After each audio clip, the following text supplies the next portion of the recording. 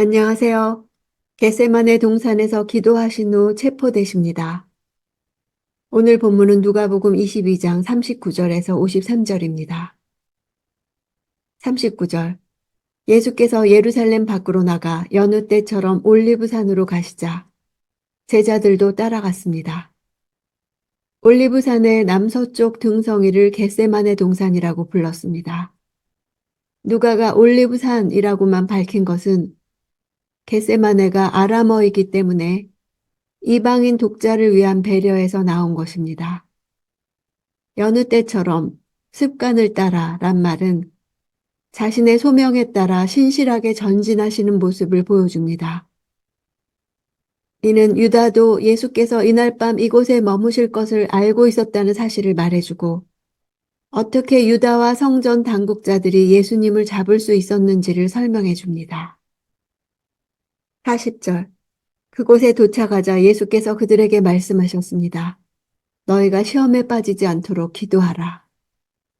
시험이라 번역한 단어는 인간의 죄성에 기인한 유혹을 가리킵니다. 여기서 시험이라고 하신 것은 직접적으로 자신이 체포될 때 일어날 제자들의 배신과 그들이 느끼게 될 위기와 절망 등을 가리킵니다.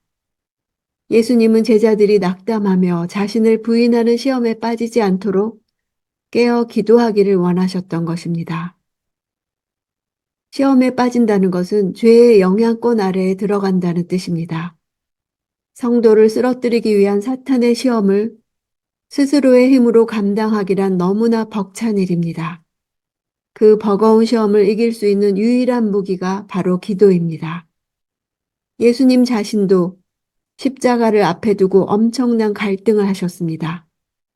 그러나 예수님은 기도함으로 극복하셨습니다.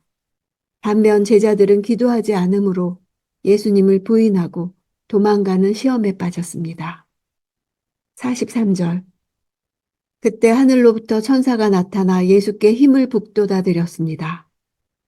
천사가 나타난 것은 예수님의 기도에 대한 응답이었습니다.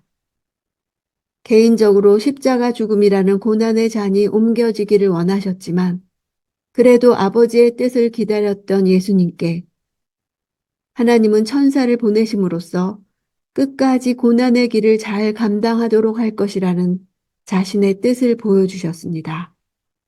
기도하시는 주님을 돕는 천사의 존재는 예수께서 광야에서 40일 동안 줄이며 시험받을 때 천사가 수종들었던 장면을 떠올리게 합니다. 누가복음의 시작과 마지막 부분에 등장한 천사는 기도에 대한 응답과 관련이 있습니다. 44절. 예수께서는 고뇌 속에서 더욱 간절하게 기도하셨습니다. 그러자 땀이 핏방울같이 돼 땅 위에 떨어졌습니다. 고뇌는 내적 분투라는 뜻입니다. 예수님은 아버지의 뜻에 순종하기 위해 분투하신 것입니다. 기도하셨다는 미완료로 예수께서 하나님의 응답을 받기까지 계속해서 기도하신 것을 나타냅니다. 예수님은 죄가 무엇인지 아셨기 때문에 이렇게 고통당하셨습니다. 십자가에 매달리는 저주의 상태, 하나님으로부터 버림받는 상태가 얼마나 지독한지를 아셨습니다.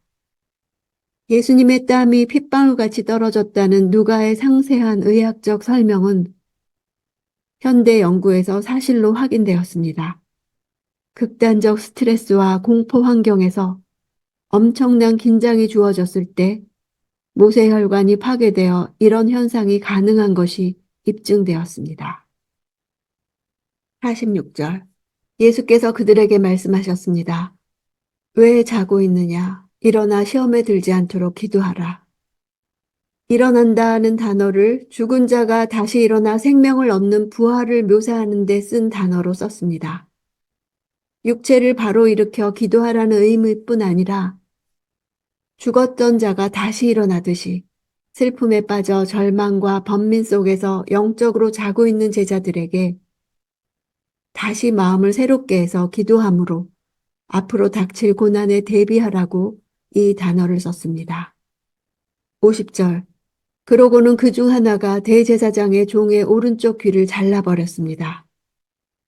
손상된 부위에 대한 기록은 의사로서의 누가의 관심을 보여줍니다. 요한복음을 제외한 공간복음서 전체가 공격자인 베드로를 익명으로 기록한 이유는 복음서가 기록된 후인 AD 68년까지 생존해 있던 베드로의 신변의 안전을 위해서였기 때문입니다. 51절. 그러자 예수께서 대답하셨습니다. 그만둬라. 그리고 그 종의 귀를 만져 고쳐주셨습니다. 그만두라는 것은 자신의 검을 내려놓고 하나님의 계획이 이루어지도록 허용해야 한다는 뜻입니다. 자신의 두려움과 씨름하며 보낸 기도의 시간은 예수님으로 하여금 하나님의 뜻을 수용하게 만들었습니다. 예수님은 힘이 없어서가 아니라 하나님의 뜻에 순종해서 고난의 길을 가고 계심을 드러내는 것입니다. 종의 귀를 치료하신 일은 누가만 기록하고 있습니다. 당시 신체가 온전치 못한 자는 성전에서 섬길 수 없었습니다. 대제사장의 종이었던 말고가 오른쪽 귀를 치료받지 못했다면 불구가 되어 성전 봉사를 감당할 수 없는 처지가 될 수밖에 없었습니다. 52절. 그러고 예수께서 자신을 체포하러 온 대제사장들과 성전 경비대장들과 장로들에게 말씀하셨습니다. 너희가 강도를 잡듯이 칼과 몽둥이를 들고 나왔느냐? 강도라는 단어는 폭력을 사용한다는 면에서 물건을 훔치기만 하는 도둑과 구별되는 단어입니다. 당시 폭력을 사용해서 정권을 전복시키려는 반역자나 혁명가를 가리키는 말이었습니다.